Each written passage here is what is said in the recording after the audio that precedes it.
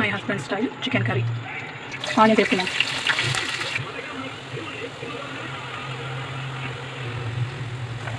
పుదీనా వేసుకున్నాం. పసుపు వేసుకున్నాం. చికెన్ వేసుకున్నాం.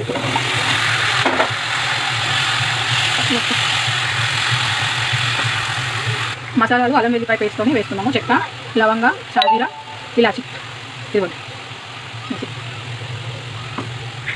ఫ్రెష్ అల్లం పేస్ట్ ఇలా మిక్స్ చేసుకుంటే చాలా టేస్ట్ వస్తుంది చికెన్ కర్రీకి.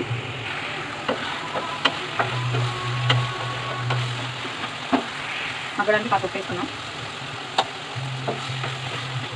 వేసుకుంటే నీళ్ళన్నీ వచ్చేసి మంచిగా ఉడుకుతుంది. 4 టమాటాలు పోసేసుకున్నాం. చికెన్ ఎంత ఉడికితే అంత మంచిది. టమాటా వేసుకున్నాం. ఇందాక నూనె పెట్టుకున్న అల్లం పేస్ట్, మసాలా పేస్ట్ వేసేసుకున్నాం.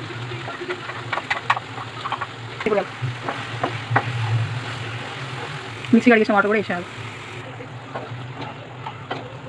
ఇది గ్రేవీ కర్రీ అన్నమాట, గ్రేవీ టైప్లో. మా అక్క అడిగారు, మా పెద్ద అక్క, తన కోసం ఈ రెసిపీ. చికెన్లో ఎంతమంది ఆనియన్స్ తింటారు? ఇలా తింటే చాలా ఘాటు ఉంటుంది. వీటిని ఏం చేయాలంటే వాటర్లో కడిగేసుకోవాలి. కడిగేసుకొని కానీ మనం పెట్టుకుంటే ఇలా కడిగేసుకొని పెట్టుకోవాలి. ఇలా సైడ్గా పెట్టుకుంటే చాలా బాగుంటుంది. ఇప్పుడు మిగతా స్పైసెస్ వేసుకుందాం. సాల్ట్, టేస్ట్కి సరిపడా కారం, మనం తినేంత స్పైసీ, ధనియాల పొడి కలుపుకుందాం.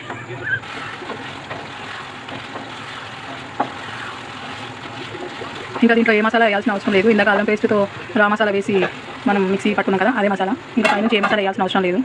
చివరిగా కొత్తిమీర వేసేసుకొని